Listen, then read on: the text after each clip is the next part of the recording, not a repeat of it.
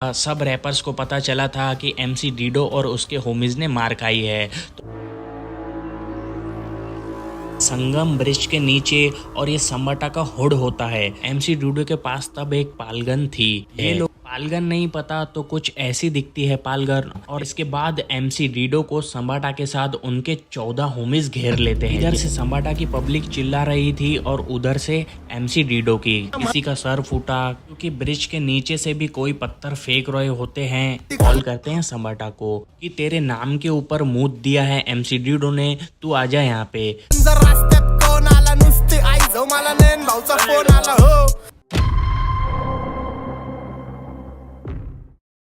तो भाई लोग, पिछले कई वीडियोस में मैंने ये बोल रखा है कि पुणे इंडिया का हिप हॉप सिटी बनेगा आगे चल के, और ये बात सच भी होती हुई दिख रही है। पर पुणे हिप हॉप की एक बहुत ज़्यादा डार्क रियलिटी भी है जो आज तक सामने नहीं आई है। तो ये आपको पूरा वीडियो देख के तो पता चल ही जाएगी, और ये स्टोरी देखने के बाद आप सब लोग शॉक होने वाले हो। और मैं आपको बस ये स्टोरी तक ही नहीं बताने वाला हूँ, बल्कि पूरे फोटोज़ और वीडियोज़ भी प्रूफ के साथ बताऊँगा जो भी उस टाइम हुआ था। तो संबाटा और एमसी डीडो के गाने जिसने सुने हैं उनको तो पता ही होगा कि उसमें क्या लाइंस यूज करी जाती है। तो ये जो लिरिक्स आप सुनते हो ये बस लिरिक्स तक ही नहीं, ये इनकी लाइफ में रियल में भी हो चुका है सब।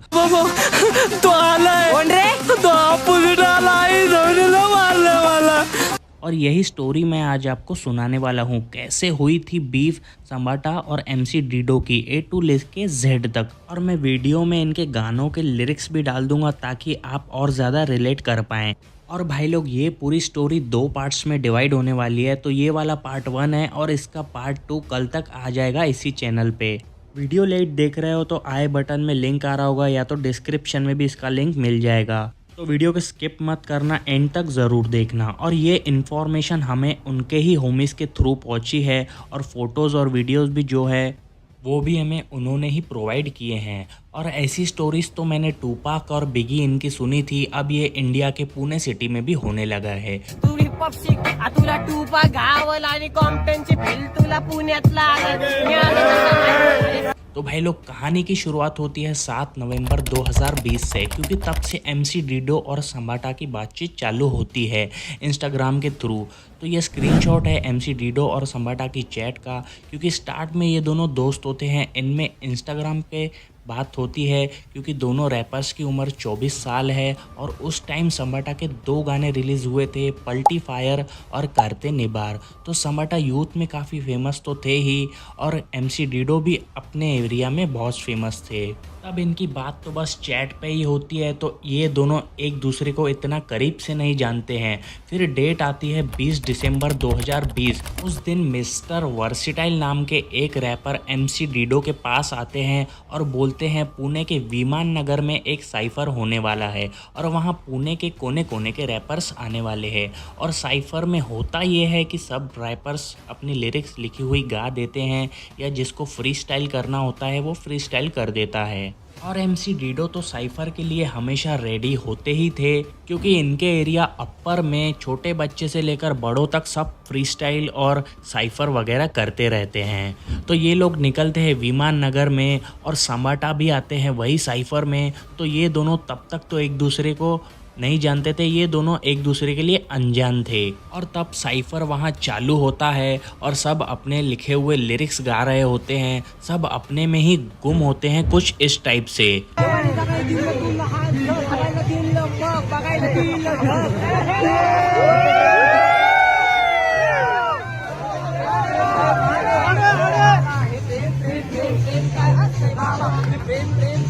पर तभी वहाँ एमसी डीडो का एक होमी आता है और एमसी डीडो को बोलता है, एक रैपर है संगमवाड़ी का, जब भी देखो फुगेरी में रहता है, मतलब बहुत ही कुछ ज़्यादा उड़ते रहता है। तो एमसी डीडो ने बोला कि चल मैं देखता हूँ कौन है, क्योंकि एमसी डीडो अपने एरिया के डॉन रह चुके हैं, तो उनसे ये देखा नहीं गया कि उनके होमी के आगे कोई ज़्यादा उड़ रहा है।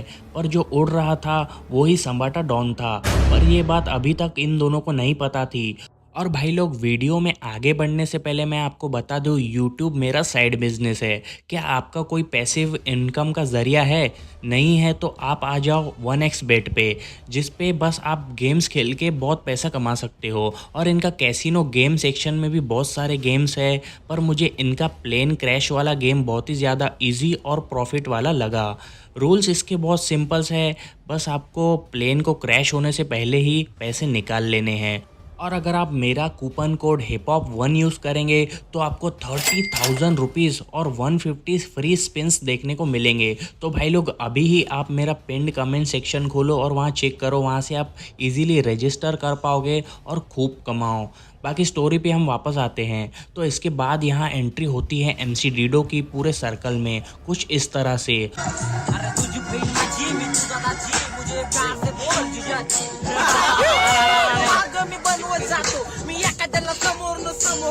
और ये वाला फ्री स्टाइल बहुत एग्रेशन से भरा होता है, क्योंकि उन्हें लग रहा था कोई उनके होमी के अगेंस्ट गया है और उनसे ये देखा नहीं गया। तब उन्होंने साइपर में समाटा को डिसरिस्पेक्ट करना चालू कर दिया। इसके बाद MC डीडो ने समाटा के लिए गालियों का भी यूज़ करना चालू कर दिया था। इसके बाद समाटा भी फ्री स्टाइल करने लगे और MC डीडो को डिसरिस्पेक्ट करने लगे।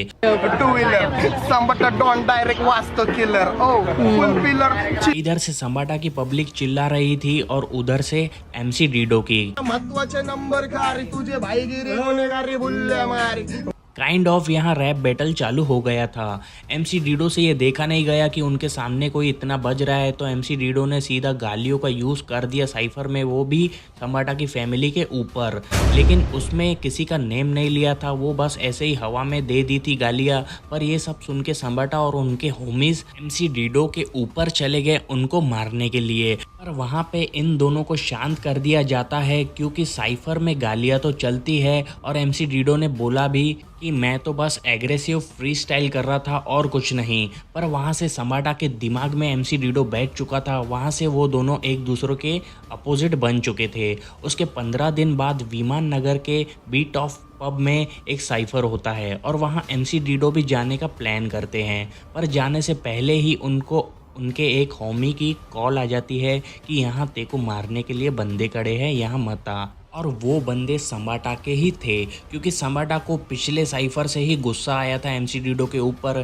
फिर वहाँ MC डीडो नहीं जाते हैं, क्योंकि समाटा ने पहले से ही ट्रैप बिठा के रखा था। उसके एक मंथ बाद एक और साइफर ऑर्गेनाइज किया जाता है। डेट होती है 25 जनवरी 2021 को, और ये साइफर होता है संगम ब्रिज के नीचे, और ये समाटा का हुड होता है। और यहीं आसपास में समाटा का घर भी पड़ता है। संगम नेर करके एक जगह है पुणे में, उसको संगमवाड़ी भी बोला जाता है। अगर आप YouTube पे सर्च करोगे संगम ब्रिज साइफर, तो आपको बहुत सारे साइफर देखने को मिल जाएंगे।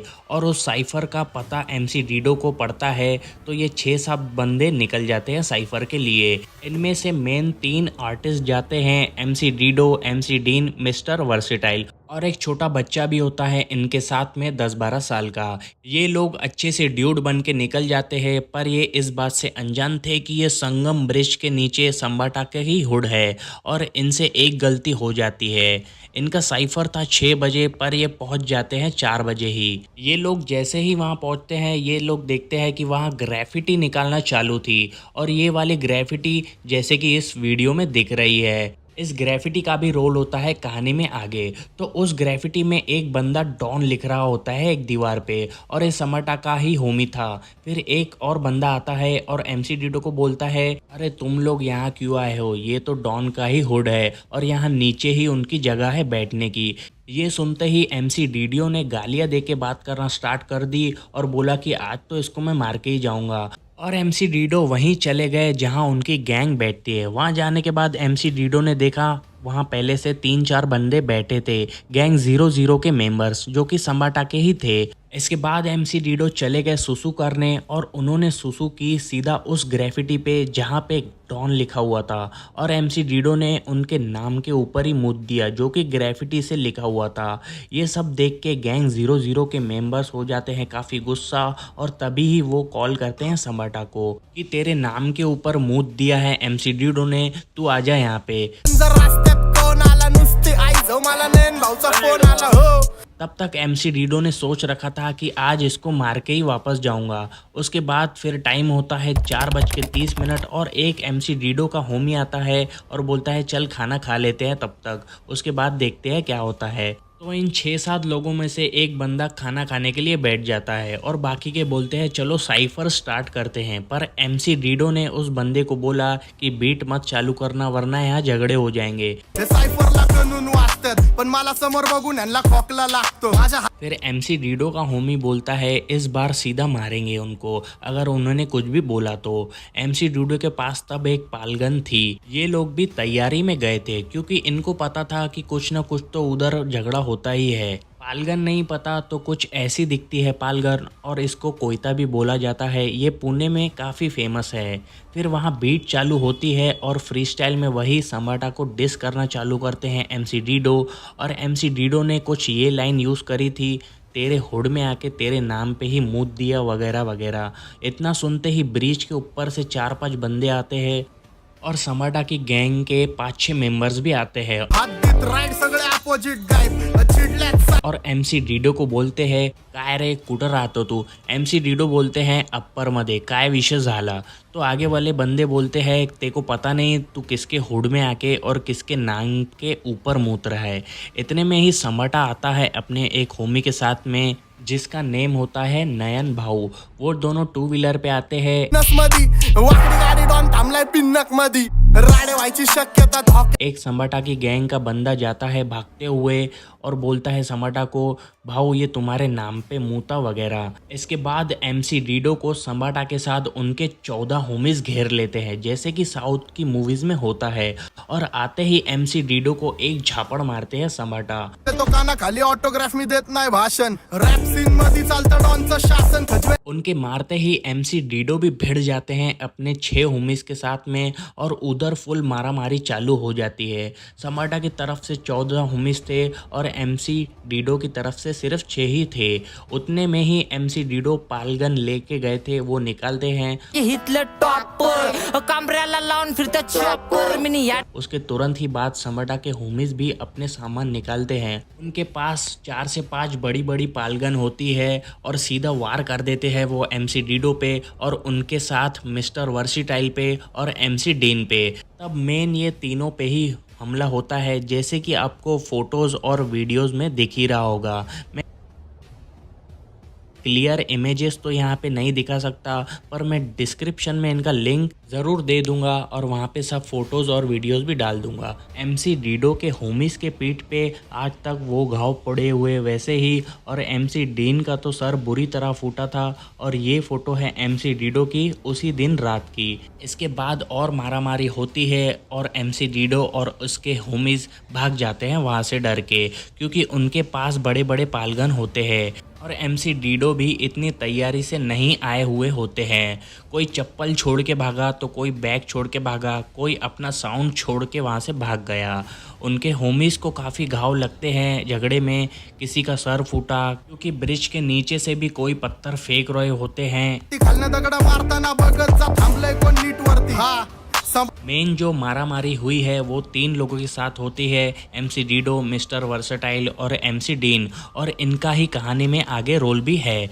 इसके बाद MC डीडो और उसके होमीज़ रास्ते में जाके रुकते हैं और ये स्ट्रीट से मिर्ची पाउडर वगैरह ऐसा कुछ मसाला लेते हैं और वापस जाते हैं उनके हुड के तरफ। तब तक संबाटा और उनके होमीज़ वहाँ से भाग चुके होते हैं पर एक बंदा वहीं होता है तो MC डीडो और उसके होमीज़ उसके पीछे भागते हैं। वो बंदा भागते हुए तब तक अपनी बस्ती तक पहुंच जाता है और MC डीडो अपनी गाड़ी पलटा लेते हैं क्योंकि वो उनके हुड के तरफ नहीं जा सकते थे।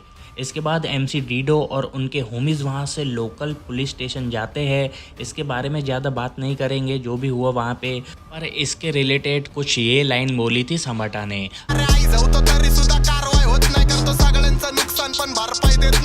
अब यहाँ MC डीडो की इज्जत पे दाग लग गया था कि वो किसी के हुड में जाके मार खा के आया है, क्योंकि एमसी डीडो के घर पुलिस वगैरह भी आई थी और ये मैटर बहुत फैल गया था। सब रैपर्स को पता चला था कि एमसी डीडो और उसके होमीज ने मार खाई है। तो यहाँ एमसी डीडो की रिस्पेक्ट चले गई थी।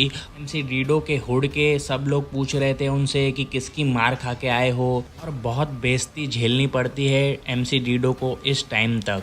अब इसके आगे एमसी डीडो ने कैसे रिवेंज लिया, ये बहुत इंटरेस्टिंग पार्ट है स्टोरी का। तो आप थोड़ा सा ट्रेलर देख लो इसका।